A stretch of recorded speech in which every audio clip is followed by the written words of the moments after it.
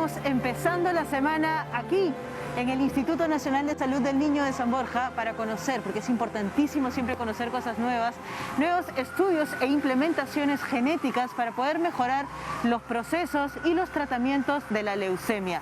Así que vamos a conocer un poco el área de hematología, los laboratorios y también casos de éxito. Así que tenemos un montón de información, pero también tenemos información en el set, ¿verdad, Jennifer? Claro que sí, Aura. Y bueno, nosotros vamos a ir, como decías tú, empezando la semana de las transmisiones ahí en San Borja, pero terminando el mes de noviembre aquí en el set con amplia información, no solamente del Instituto Nacional de Salud del Niño de San Borja, sino también desarrollando interesantes temas. El día de hoy vamos a hablar también de este grupo etario, de los niños. Vamos a hablar del COVID en la población infantil o la población pediátrica. Se ha dicho muchas veces de que los niños de alguna manera pues no tienen que padecer la sintomatología o incluso no son propensos al contagio más frecuente como se da pues en los adultos de la COVID-19. Hoy tenemos un especialista en el estudio con el que vamos a desarrollar todos esos temas, pero también vamos a desarrollar información como siempre del ámbito nutricional. Ya viste incluso que nuestra Sarita está listísima para compartir un tema muy interesante, un tema que incluso yo le pedí de manera muy especial, porque muchas veces las personas que por ahí pues realizamos actividad física, deporte, no sabemos qué alimentos consumir, ¿no? De repente a media tarde o en la mañana o de repente después del entrenamiento como snacks, ¿no? Cuando estamos pues en este plan de actividad física. Hoy Sarita nos va a traer un completo desarrollo de snacks saludables para los deportistas, así que arrancamos Cuerpo Médico con un momento de nutrición y Zaragoza va.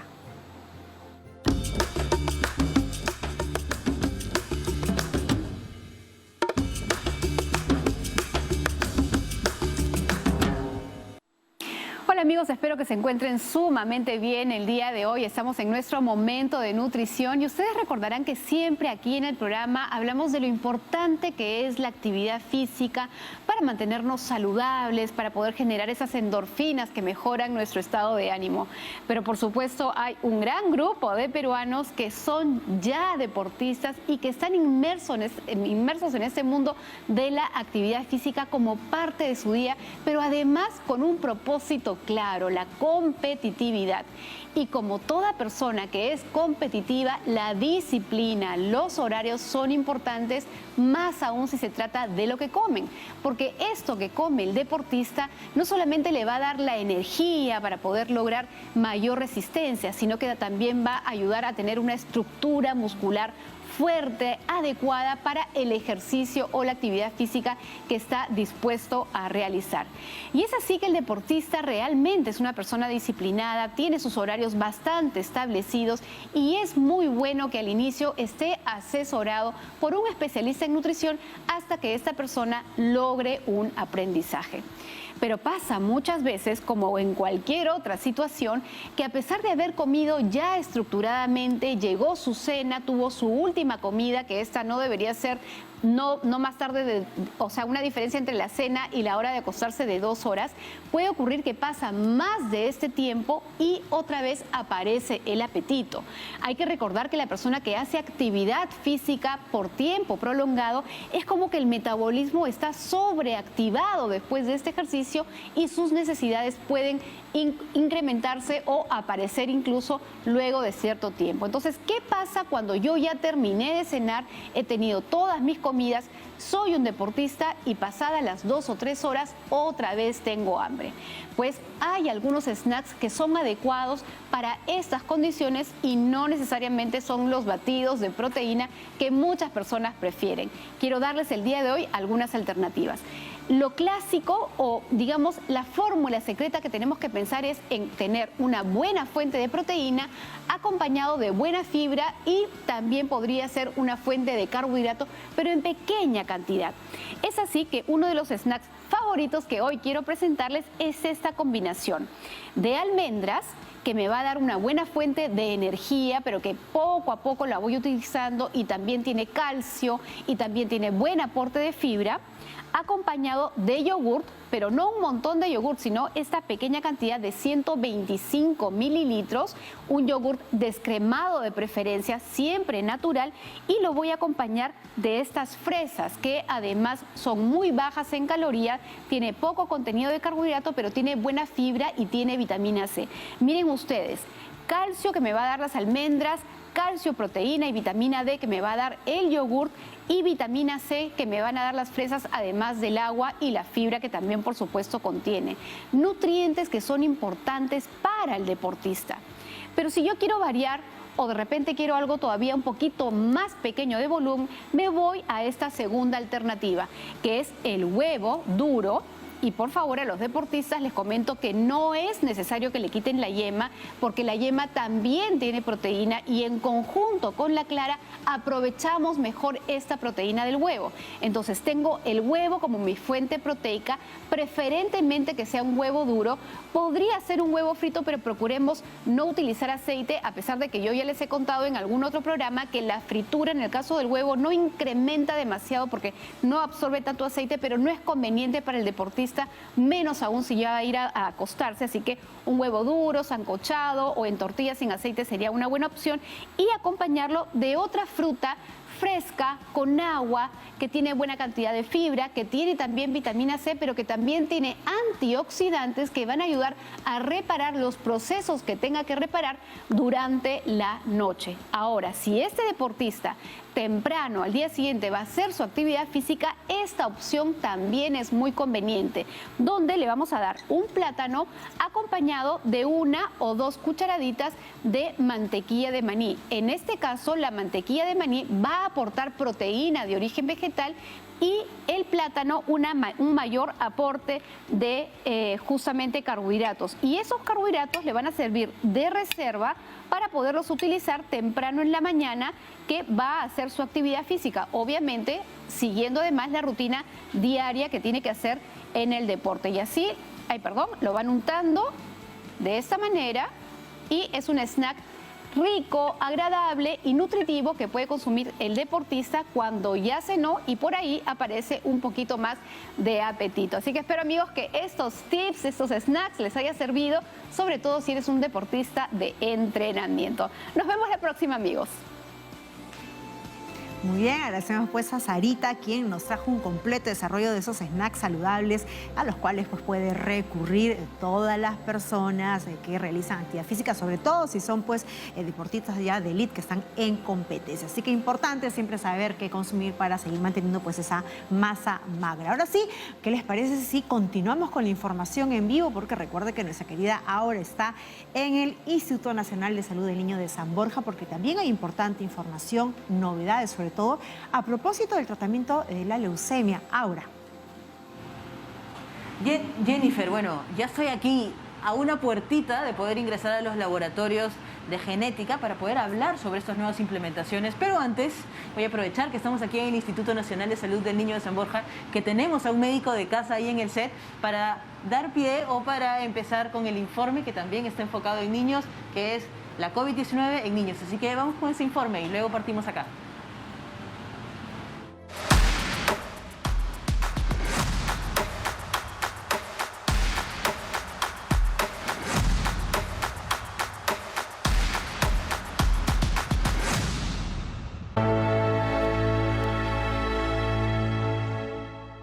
De acuerdo a ciertas investigaciones, los niños de todas las edades pueden enfermarse con la enfermedad del coronavirus, la COVID-19.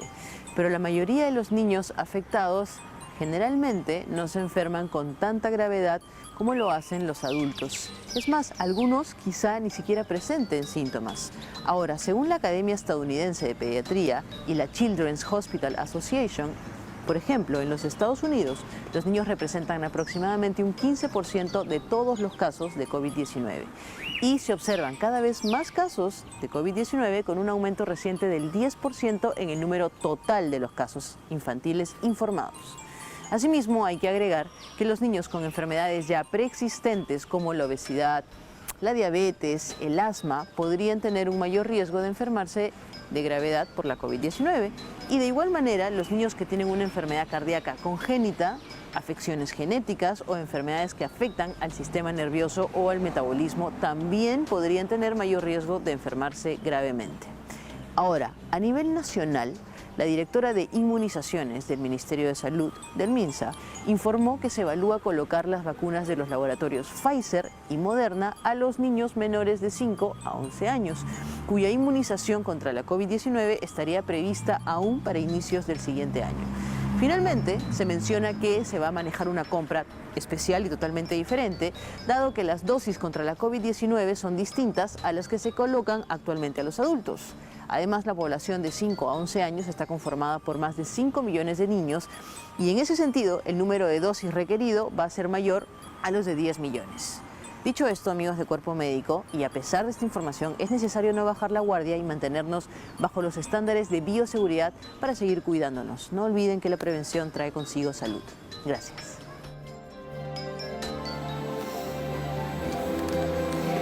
Así es, como lo veíamos, pues la población infantil siempre ha sido considerada como de bajo riesgo, pero que tanto esto es así, eso evidentemente, como lo hemos visto incluso en el informe, nos obliga a no bajar la guardia en ninguno de los grupos etarios. Ya estamos acompañados del especialista que el día de hoy va a responder todas sus consultas. Estamos con el doctor Daniel Anchante Llosa. Él es médico pediatra e intensivista de la UCI Pediátrica COVID-19 del Instituto Nacional de Salud del Niño de San Borja. Doctor Anchante, qué gusto tenerlo con nosotros, bienvenido. Muchas gracias, Jennifer, un gusto también estar acá y un saludo también para todos en sus casas. Y todos los colegas de usted que también nos están siguiendo ahora que estamos pues en su casa, ¿no? Igual, en su un segundo saludo hogar. y un gran respeto para todos ellos también. Buenísimo, en tanto vamos a ir regresando para conversar allá sobre el tema de leucemia, pero vamos con el tema que nos tiene a colación, el tema del COVID. Y se ha pensado muchas veces que la población infantil o pediátrica de alguna manera tiene un bajo riesgo.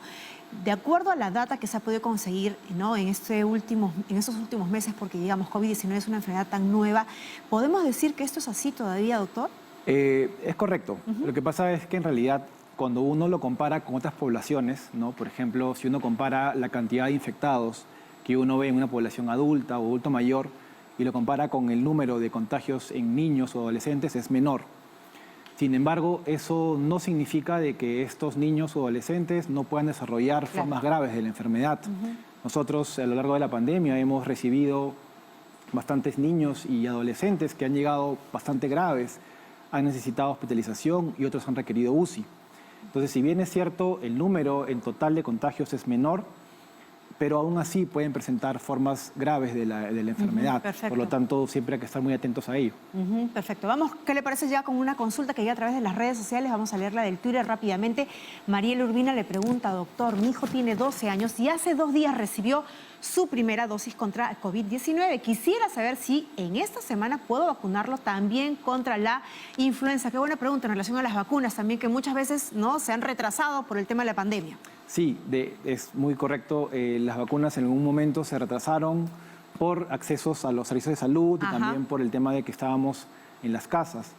Con relación a la consulta que nos hacen de si, básicamente le entiendo si es que se puede vacunar de influenza al mismo tiempo que una vacuna de COVID.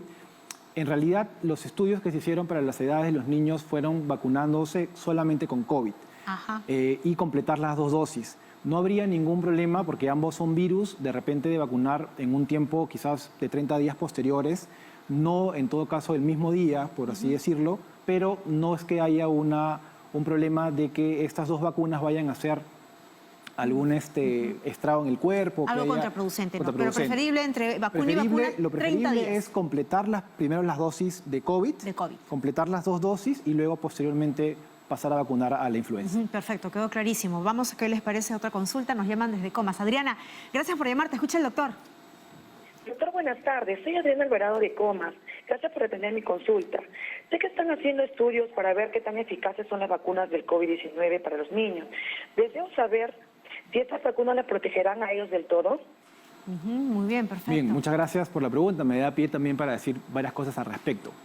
A ver, la FDA, que es un organismo internacional que regula un poco los fármacos en Estados Unidos y también es una, digamos, referente a nivel internacional, ya aprobó las vacunas en los niños entre los 5 y los 11 años. Esto significa que la aprobación de esta ha sido por estudios bastante claros y bastante bien hechos. Ya más de 4.000 a 5.000 niños que participaron de ese estudio, en lo cual se demostró que la vacuna tiene una efectividad que alcanza aproximadamente el 92%. ¿Qué significa esto? Que al vacunarlos a estos niños se reduce básicamente el riesgo de hospitalización, de desarrollar formas graves y por lo tanto de que no lleguen incluso a requerir cuidados intensivos. Entonces, sí es sumamente importante que esta vacuna sea aplicada en estas edades y los estudios así lo han demostrado. Entonces está comprobado científicamente de que la vacuna no amerita ningún tipo de riesgo porque ya incluso han hecho pruebas científicas y ha sido aprobada incluso por las instancias internacionales. Buenísimo, eso que quede muy claro, por favor, por la necesidad, ¿no?, de que todos estemos vacunados. Vamos con otra consulta. En redes sociales también nos escriben y le preguntan, doctor Enzo Arce, le pregunta, mi hijo es asmático, tiene 9 años, lo hemos cuidado todo este tiempo para que no se contagie de COVID-19. ¿Es cierto que ellos son más propensos a contraer el virus en los niños asmáticos o el asma? A ver, primero que el asma es una enfermedad muy prevalente en el Perú y más aún en Lima, por temas de clima, por temas de humedad. Por la humedad. Ahora, ¿qué hemos visto nosotros y qué nos dice un poco la literatura o las experiencias de otros países? La relación del asma y el COVID tiene una, digamos, proporción directa cuando el asma no es controlada. Es decir, si nosotros tenemos niños que tienen un asma mal controlada, que requieren constantes visitas a la emergencia, constantes nebulizaciones, a veces mensuales, incluso semanales, pues, y se contagian de COVID, sí existe un riesgo de que desarrollen enfermedades pulmonares más persistentes y que requieran mayor cantidad de oxígeno. Pero si tenemos un niño que tiene una enfermedad o diagnóstico de asma, pero esa está controlada, no requiere, digamos, visitas frecuentes a las emergencias por dificultad respiratoria, entonces este niño entra en el mismo riesgo de un niño que no tuviera asma con relación al COVID. Por lo tanto, el riesgo de COVID alto es para aquellos que tienen asma mal controlada o asma con un difícil control y que requieren muchas veces ir a emergencia. Si no es el caso del niño, por lo que entiendo está bastante bien controlado, no tendría un riesgo mayor si es que tuviera la, digamos, mala suerte de repente de contraer el COVID. Aún así, tiene uno siempre que estar bastante atento, nunca bajar la guardia y seguir con todas las medidas que ya conocemos. Doctor, y pese a que es menos frecuente, niños que tienen comorbilidades, de repente con enfermedades así como las sistémicas como las de adultos, ¿ellos sí podrían tener algún riesgo mayor de contraer el COVID y de hacer una enfermedad un poco más severa? Sí, nosotros en la experiencia que tenemos tratando a estos niños a lo largo de la pandemia hemos visto lo mismo que vemos también en otros países y también en la literatura, que es lo siguiente. Aquellos niños que tienen enfermedades que comprometen el sistema inmune, por ejemplo, ¿no?, niños que tienen cáncer lamentablemente desde muy pequeños, niños que tienen leucemia y que además se contagian de COVID, es muy complicado que ganen la batalla, es muy difícil, es un gran reto para nosotros y es a veces lamentable que hemos visto que algunos de esos niños han llegado a fallecer. Niños también que, por ejemplo, tienen problemas cardíacos complejos que tienen desde nacimiento y que al enfermarse por COVID, al tener un problema cardíaco de fondo, también les complica bastante. Niños que tienen problemas respiratorios, problemas neurológicos. En realidad, como bien dices, las comorbilidades importantes, sobre todo las que se llevan por mucho tiempo y comprometen el sistema inmune o el sistema cardiorrespiratorio, sí hay un mayor riesgo de hospitalización y de ingreso a UCI con el COVID. De ingreso a UCI, perfecto. Vamos con otra consulta. ¿Qué le parece? Nos vamos hasta Piura. César nos llama. César, te escucha el doctor. Buenas tardes. Mi consulta puntual es la siguiente. Se dice que ya en Estados Unidos el tratamiento de 5 cápsulas para el COVID, que consiste básicamente en 2 componentes, uno de ellos es la enzima que inhibe la alimentación del COVID y lo otro es un potente retroviral. Lo que yo quiero saber es si es que realmente ya en Estados Unidos ese tratamiento COVID ya está en venta para poder adquirirlo a través de familiares en Estados Unidos. Porque también se decía que la OMS a través de un socio ya había liberado la patente. Perfecto, muy bien. Es saber si ya está en venta en Estados Unidos. Si esa hay es la pregunta puntual, un tratamiento, ¿no? Un tratamiento médico. Cápsulas, creo que mencionó, vía oral. Cápsulas, a ver, yo quiero puntualizar aquí 2 cosas. La primera es que el COVID no tiene más de 2 años. Todavía en el mundo es una enfermedad que, bueno, por toda la tecnología que tenemos hoy en día, que no teníamos hace años atrás, hemos avanzado muchísimo. De hecho, incluso las vacunas se hicieron, por así decirlo, en tiempo récord, comparado con otras vacunas que se han hecho con otras enfermedades. Que demora 30, 40 años. Eso significa de que vamos a ir aprendiendo. Si uno hace memoria y recuerda los inicios de la pandemia, hay algunos tratamientos que ya hoy en día, 2021, ya no se usan, que al inicio se pensaba que podían servir, ¿no? Y que, bueno, ya ahorita han salido de las guías. Estos antivirales, en este momento que menciona nuestro oyente, están todavía en estudio. Claro. No pertenecen aún a las guías de tratamiento de las instituciones que hacen estos procedimientos. Sin embargo, somos optimistas de que sea una ayuda más. Exacto. Ahorita lo que está ya, digamos, demostrado y está como primera línea de defensa son las vacunas. Y en segundo lugar vienen todo lo que son lo que ya aprendimos del distanciamiento, el uso de las mascarillas, las medidas de bioseguridad generales.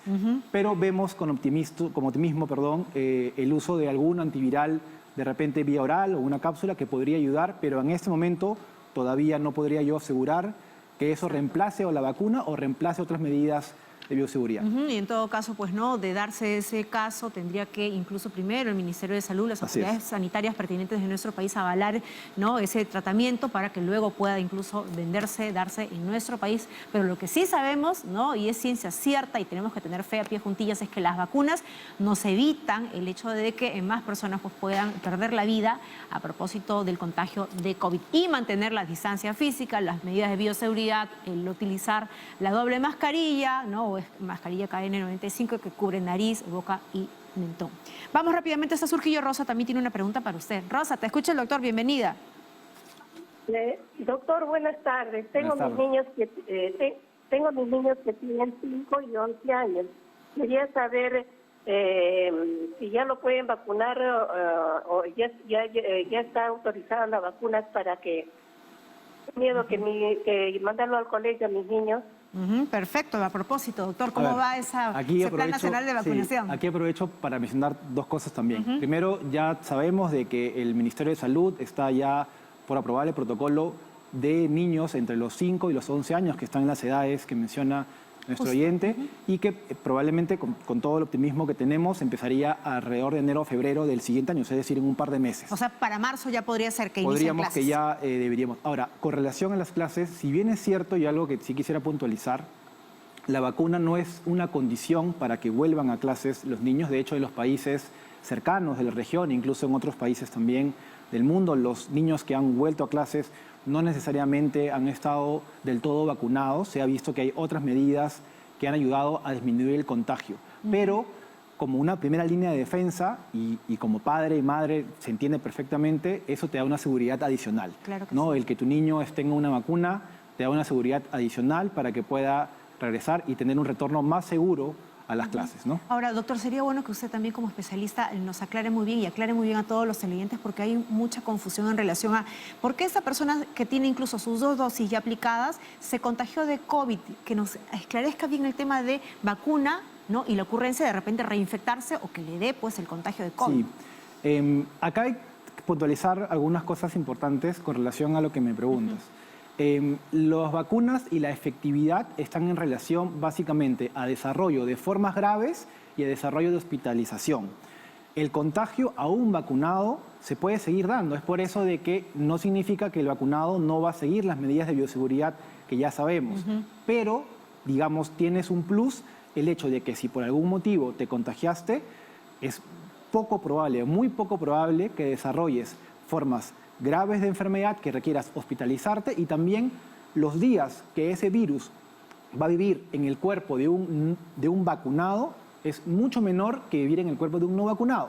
Y eso significa de que el contagio también es menor. Entonces, por donde lo veas, es un plus. Es un plus, ¿no?, muy bueno, excelente, así que tengamos mucha confianza en las vacunas. Y es más, no le doy esa posibilidad a ese virus de que esté en mi cuerpo alojado como huésped, ¿no?, y que de repente por ahí se pueda generar una mutación, que es lo que y además tiene una relación directa con las variantes. Perfecto. También. Con las variantes. Y de eso vamos a hablar. Sí. ¿Qué le parece más adelante? ¿Qué le parece si vamos incluso a su casa, al hospital, al Instituto Nacional de Salud del Niño de San Borja? Porque Aura nos sigue teniendo mayor información a propósito de los tratamientos contra la leucemia. Aura. Así es, Jennifer. Por eso, doctor, ya estamos aquí con su colega en el área de genética, en los laboratorios de genética. Ella es la doctora Jenny Pasalar, que es médico genetista de aquí del Instituto Nacional de Salud del Niño de San Borja, que me gustaría que nos cuente, por favor, doctora, en qué consisten estos estudios, estos nuevos procesos y cómo favorecen en sí a la detección y a los tratamientos más adecuados para los niños con leucemia. Se han implementado en octubre de este año un panel de genes para los niños con diagnóstico de leucemia que se realizan al momento del diagnóstico. Este panel de genes cuenta con 43 genes y 112 genes de fusión. Todos estos son marcadores para detectar en las células enfermas, las células leucémicas, marcadores para el pronóstico, el diagnóstico y determinar un mejor tratamiento de los pacientitos con leucemias. Bien. ¿Cuántas pruebas se realizan? O sea, ¿cuánto tiempo también dura todo este proceso y cómo agiliza de pronto la detección de la leucemia en un niño? Este proceso es un proceso un poco largo, dura alrededor de una semana todo el proceso, pero como te comentaba al inicio, es un panel de genes que tiene una gran cantidad de genes para detectar gran cantidad de marcadores para los niños con leucemias. Entonces, el resultado más o menos está en alrededor de 3 semanas después que ingresan las muestras a nuestro servicio de genética. ¿Y esta tecnología lo tienen otros centros? No, es la primera vez que se implementa acá en nuestro país, en el instituto. Son pioneros. Sí, somos pioneros acá en el Instituto del Niño de San Borja. Es la primera vez que se ha implementado acá en nuestro país. Y en relación a los procesos que se realizaban anteriormente versus esta nueva implementación, ¿cómo ha mejorado o cómo de alguna manera se pueden venir tratando mejor los casos, teniendo en cuenta también la coyuntura de la COVID-19 que no ha permitido un seguimiento constante de pronto, ¿no? ¿Cómo agiliza esto la prevención también? Bueno, los pacientitos con diagnóstico de leucemia, a pesar de la COVID, siguen ingresando a nuestro instituto y apenas ingresan, se están tomando las muestras para este panel que te estaba conversando, el panel somático de leucemias. Y está a las 3 semanas, como te comentaba, están los resultados. ¿Qué más? No se preocupe, doctora. En realidad, bueno, Jennifer, más o menos esta es la antesala, el preámbulo para poder saber cómo es que estas nuevas implementaciones ayudan a la detección y los tratamientos de leucemia. Ahora vamos a dirigirnos después del corte a conocer un poco el área de hematología, los tratamientos y también un caso de éxito. Así que nos vamos a un corte, pero no se desconecten de Cuerpo Médico. Regresamos.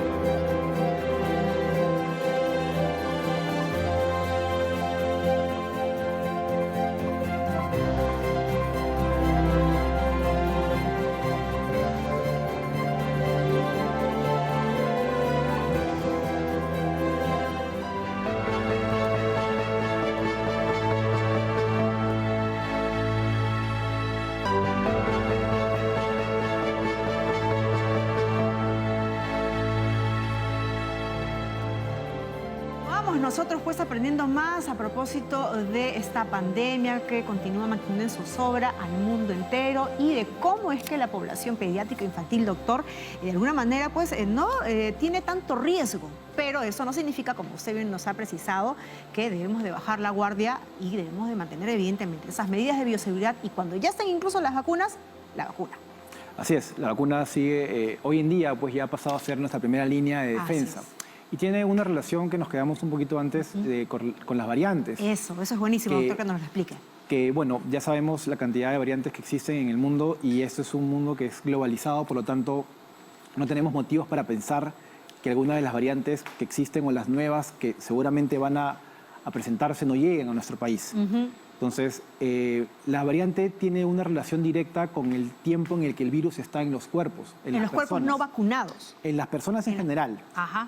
Eso quiere decir, claro, lo que pasa es que el no vacunado tiene un riesgo de tener el virus mucho más tiempo. Dándole posibilidad para que mientras mute. que más dure el virus en la persona, más posibilidad tiene de mutar y hacer variantes. Es por eso que la vacuna es tan importante, porque eso hace no solamente que evite enfermedades graves o ingresos a hospitales o a UCI, sino también una relación directa con disminuir el riesgo de las mutaciones del virus, ¿no? Perfecto, ahí radica incluso la importancia también pues, de las vacunas. ¿Qué le parece? Nos vamos ahora al Callao. Efraín tiene una pregunta para usted. Efraín, gracias por llamar, te escucha el doctor.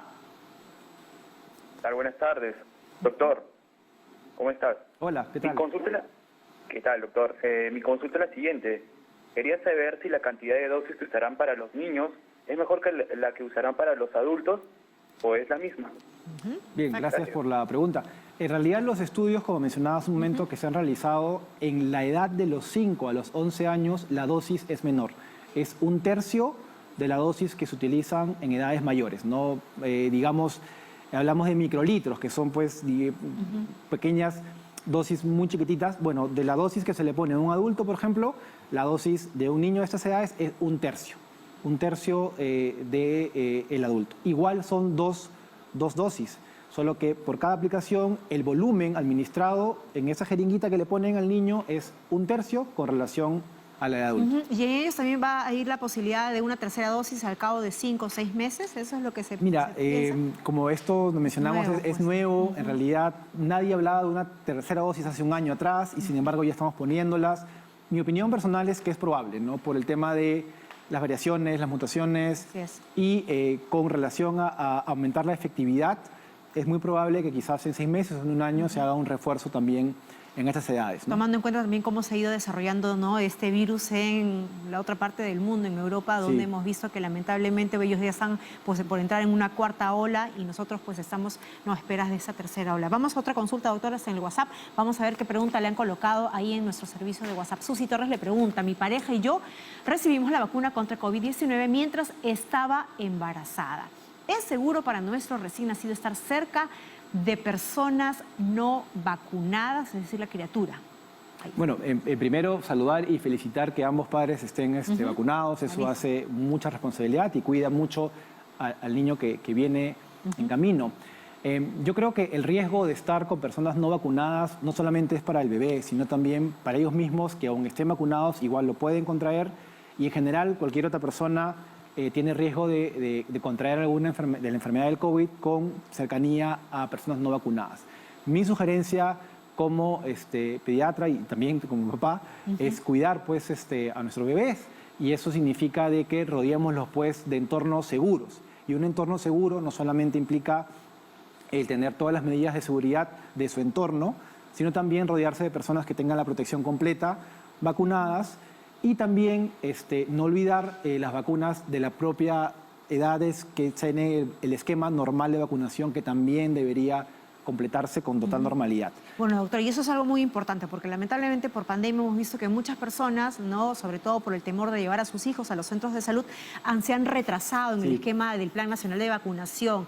Ese es un riesgo, evidentemente. ¿Pueden ellos acudir y de alguna manera completar estas vacunas que están de retraso? Así es, nosotros en la consulta y en general con los colegas conversamos mucho sobre ese tema, de que hemos visto una especie de regularización de las vacunas en los últimos meses, ¿no? Los papás, por temas de pandemia, de cuarentena, pues no llevaban a los niños y se han retrasado. Sin embargo, el esquema de vacunación nacional es flexible en ese sentido. Perfecto. Y es uno de los más completos, incluso de la región. Sí, es muy bueno y además se puede regularizar. Eso conversa. Ahora, cada niño es independiente, por eso mi sugerencia es que vean el esquema, vean las vacunas que faltan, acudan al pediatra de confianza y con toda seguridad se van a regularizar las vacunas que están pendientes. Perfecto, doctor. ¿Y qué le parece si hacemos un paréntesis ahora que estamos hablando pues de los pequeñitos, de los niños? Hay muchos que también, ¿no?, en casa de repente se ponen un poco reticentes al momento de variar la alimentación. Hemos visto que incluso un punto medular para que uno esté siempre bien de salud es una alimentación balanceada y muy variada. Y dentro de ello, evidentemente, están pues, los pescados. Vamos a irnos rápidamente otra vez con Sarita Busaba, porque en Momento de Nutrición nos va a desarrollar algunos tips de cómo podemos hacer para que los niños y los pequeñitos en casa puedan consumir el pescado sin poner cara, sin hacer por ahí berriches. Así que adelante con Momento de Nutrición y Sara Busaba. El día de hoy el tema es trascendental porque si logramos hacer que los niños coman más pescado, sobre todo graso, tendremos niños más inteligentes. Y esto no lo digo porque como nutricionista me encanta que coman pescado, sino porque la ciencia lo demuestra. Y les voy a explicar por qué. Desde que nacen, desde la concepción, mejor dicho, y durante los primeros 1000 días de vida, la nutrición es fundamental en esos pequeños. Y esto sigue siendo relevante hasta los 8 años de vida, donde todos los procesos cerebrales siguen formándose y construyéndose a una velocidad bastante grande. Recuerden que estos 100.000 millones de neuronas con las que todos nosotros hemos nacido no están totalmente conectadas, solamente algunas están conectadas. Y a medida que van pasando estos 1000 días y progresivamente hacia los 8 años, estas conexiones se van formando haciendo una gran red de conexión. Red que permite justamente un mejor aprendizaje, una buena capacidad de memoria, tener todas las capacidades y funciones al tope. ¿Cuál es ese tope? El que está comandado y diseñado desde nuestro nacimiento con esas moléculas que llamamos ADN. En nuestro ADN está la información genética que dice hasta cuánto nosotros podemos progresar. Tenemos todo este potencial, pero justamente son los nutrientes que le vamos a dar a todos estos niños lo que van a ayudar a que se construyan justamente estas conexiones nerviosas que van a ayudar a todo el desarrollo cerebral. Hay un nutriente particular que es justamente el ácido graso omega 3, que es esencial porque nuestro cuerpo no lo fabrica, solamente lo tiene de los alimentos. ¿Y saben cuál es la mejor fuente? El pescado, particularmente el pescado graso rico en omega 3. Pero de hecho me han contado muchas mamis que a sus hijos no les gusta el pescado. Así que el día de hoy quiero darles 2 truquitos para poder ayudar a que este niño tolere mejor el pescado. Uno de los motivos es que el pescado tiene espinas y por eso el niño como que no quiere comerlo. Y el otro motivo es el olor intenso. Entonces, primero buscar filetes de pescado como este que no tienen espina. Esa es la primera recomendación. Y la segunda son estos 2 truquitos que les voy a mandar. Primero tomamos el pescado de esta manera, lo colocamos en un platito y no vamos a preparar un ceviche, sino que vamos a darle justamente un poquito más de olor, digamos, ácido, colocándole justamente limón, lo vamos a dejar macerar un par de minutitos nada más y le vamos a colocar perejil. Esto va a permitir que el olor intenso del pescado vaya disminuyendo. Y de esta manera lo colocan ustedes en el horno, lo colocan a la plancha, que va a quedar sumamente bien. Incluso ese mismo pescado luego puede pasar por un poco de huevo, un poco de harina de maíz y colocarlo al horno como el pescado que tenemos terminado, que ahora se los voy a mostrar.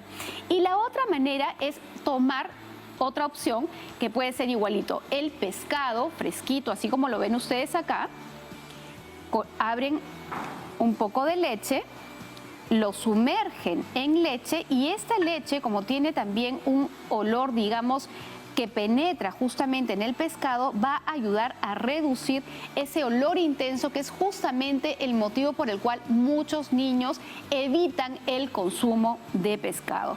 Hecho esto, ustedes ya pueden proceder a hacer la preparación que más les guste a los chicos. Incluso pueden combinarlo con verduras, pueden hacer, por ejemplo, un estofado, pueden preparar de pronto un seco de pescado o una de las formas que les encanta tanto a los chicos. Miren ustedes este pescado acá. Cualquiera que lo ve podrá decir que ese es un pescado frito, pero no es un pescado frito. Luego de haber hecho este procedimiento, le hemos puesto un poquito de huevo, lo hemos apanado con harina de maíz y va directamente al horno.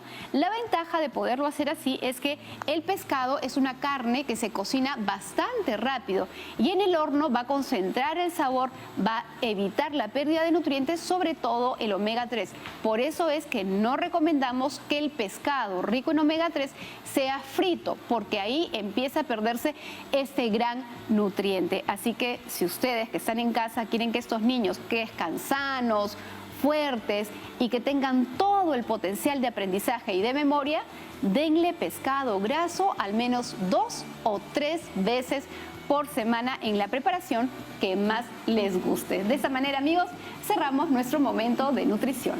Ahí está, buenísimo. Muchísimas gracias, Sarita. Y un tercer tip, pues en definitiva, incluso lo comentábamos aquí con el doctor, que los hijos vean a los padres comer el pescado, ¿no? Sin ponerle reticencias, sin poner caras y comiendo de todas las formas posibles, porque al final recuerden que los niños aprenden con el ejemplo. Así que, ¿qué les parece esos tips nutricionales que nos trajo Sara? Muy buenos para poder aplicarlos en casa, sobre todo si tienen pues pequeñitos. Ahora sí, ¿qué les parece? Vamos a hacer una pausa, pero vamos a regresar con más información, incluso desde el Instituto de Salud del Niño de San Borja. Y también vamos a continuar con el doctor Anchante para que siga respondiendo sus consultas en relación al COVID y la población pediátrica. Ya regresamos, no se muevan.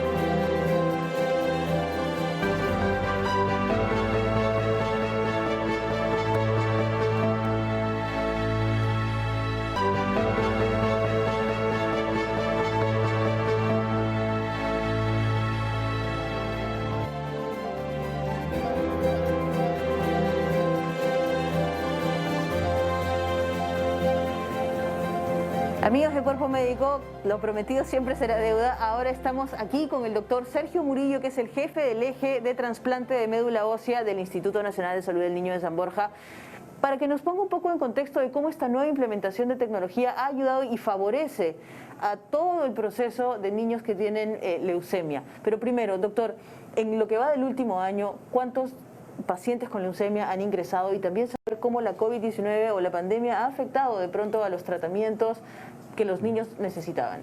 En principio el hospital es un hospital declarado no COVID, pero indudablemente hemos tenido pacientes también que han desarrollado la enfermedad durante su hospitalización. La cantidad de pacientes que vimos el año pasado, normalmente debemos haber 60, hemos estado viendo el año pasado 80, y este año en lo que va del año estamos pasando a los 100 pacientes nuevos. En lo que la incidencia es en cuanto a leucemias, hemos tenido que manejar un poco mayor cantidad de pacientes con leucemia, y en lo que corresponde al trasplante, el año pasado bajó un poco la cantidad de trasplantes que realizábamos, bajamos a 14, pero en el presente año vamos por los 32 pacientes que se van trasplantando. El programa permite que uno pueda ir ampliando. La dificultad que tuvimos el año pasado estaba referida a que muchas veces contábamos con el paciente acá en el instituto, pero el donante estaba en otra región y no podía ser transferido. Entonces, por eso se difirieron algunos trasplantes que después pudieron ser realizados en el presente año. Bien, doctor, muchas gracias. Ahora, para saber específicamente con esta nueva implementación de tecnología, de avances, de estudio, de investigación, ¿cómo favorecen en la detección, el seguimiento y en los tratamientos de un paciente con leucemia? Debemos tener presente que las leucemias en nuestros países latinos son diferentes a las leucemias que presentan en los países anglosajones. Por ejemplo, los países anglosajones tienen 80% de bajo riesgo y nosotros tenemos 80% de alto y muy alto riesgo. Esto es difícil a veces de demostrarse porque clínicamente no se da uno percatar de este hecho hasta que pasen meses de tener al paciente y en algunos casos lamentablemente con una recaída. Este panel, que incluye 355 estudios de fusiones y mutaciones de genes, se estudia en dos partes. Una parte de la somática, que ya les he explicado, que es lo que se desarrolla directamente a la leucemia, y una parte germinal, que es lo que tiene el paciente desde su nacimiento o las mutaciones que el paciente o persona las ha adquirido. ¿Qué permite esto? Cuando nosotros hacemos el estudio de estas fusiones y de genes, vamos a identificar leucemias que son de muy mal pronóstico y tempranamente tomar una decisión dentro del primer mes o las primeras 6 semanas, tomar una decisión: este paciente para su curación necesita de un trasplante, o este paciente por los paneles que tiene no necesita necesariamente de un trasplante y puede curarse con quimioterapia. Entonces abrimos dos grandes grupos inmediatamente de pacientes, a uno de los cuales nos abocamos a programarle su trasplante en 4 o 5 meses, y en otro paciente que va a ir a quimioterapia y que va probablemente a curarse con la quimioterapia sola. Bien, doctor, y como para ir cerrando, en todo caso creo que es importante saber cuántos pacientes ya se vienen realizando el trasplante y cuántos pacientes ya van entrando a quimioterapia y cómo se agiliza esto en las programaciones que usted menciona. Claro, desde que empezamos a trabajar en lo que corresponde al trasplante, vamos a la fecha actual, vamos en 130 pacientes que se van trasplantando. Los años anteriores, como les mencionaba, habían sido 14, 11, 20. Este año han sido 31 y probablemente para el próximo año estamos planeando entre 40 y 50 pacientes. Lo que pasa es que con este panel vamos a poder identificar, como les mencionaba, tempranamente ya quiénes son y de tal manera que se vaya a enfocar toda la terapia y el tratamiento para ese tipo de tratamiento. Perfecto. Doctor, muchísimas gracias por toda esta información. Definitivamente aún no hemos terminado, vamos a conocer un caso y también vamos a desarrollarlo un poquito con esta nueva tecnología. Así que nada, Jennifer, regresamos contigo al estudio, pero aún no terminamos aquí en el instituto. Perfecto, bueno, entonces regresaremos y en tanto nosotros estamos con el doctor Anchante, quien va a seguir continuando respondiendo las consultas. Nos vamos hasta Arequipa porque María también tiene una pregunta. ¿Cómo estás, María? Bienvenida, te escuchamos. Buenas tardes, señorita. Muy bien. Cuéntanos, te escucha el doctor. Mi pregunta se trata de que en el mes de noviembre le vacunaron a mi nietecita que tiene 13 años. Y resulta a los 2 días más o menos le da pequeños mareos. Y ese mareo le trae que le nubla la vista por 2 veces al día o hay veces una vez, pero eso no lo tenía antes. Yo no sé si eso se debe a la vacuna o a otro particular, doctor. Quisiera saber. Gracias por tu pregunta. Una consulta. Lo que me comentas, ¿lo presentas desde hace cuánto tiempo? ¿Lo de los mareos? 2 veces al día. ¿Hace cuánto, María? ¿Hace cuántas semanas, días? Hasta la fecha le está dando. ¿Desde hace cuánto, María, se siente así? ¿Cuándo empezó? En noviembre, no recuerdo a qué fecha que vacunaron. Casi a mediados. O sea, desde que empezó...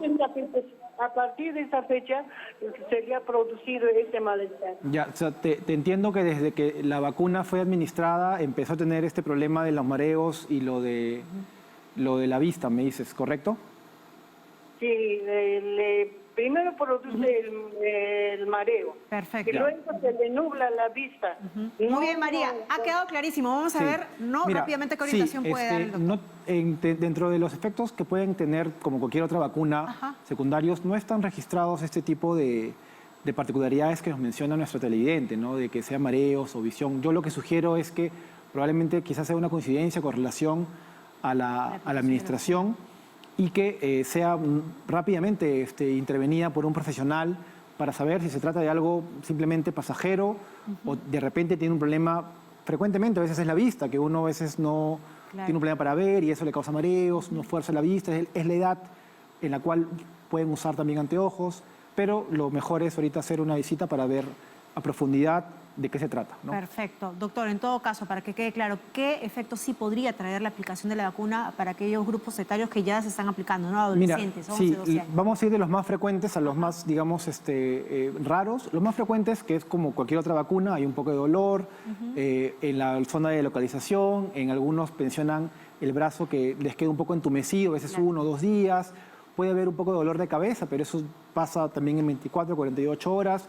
Puede haber también, de lo poquito menos frecuente, pero a veces se presenta, puede haber fiebre el día de la vacunación o incluso el día siguiente, pero es una fiebre que con un paracetamol disminuye y después en realidad no hay mayores efectos secundarios, ya los demás son bastante infrecuentes. Aún así, ante cualquier inquietud o cualquier preocupación que uno pueda tener con uno mismo, con un pequeño en casa, acudir al médico. Siempre al médico especialista, al pediatra en este caso, o al médico internista en los adultos, ¿no? ¿Qué es lo que debería hacer María en todo caso, ¿no? Con la niña que tiene en casa, ¿no? Para poder despejar todas esas inquietudes a propósito de la aplicación de la vacuna que tal vez no tenga nada que ver. Vamos, ¿qué le parece, doctora? Una última pausa y regresamos con más. No se la pierda, estamos en Cuerpo Médico.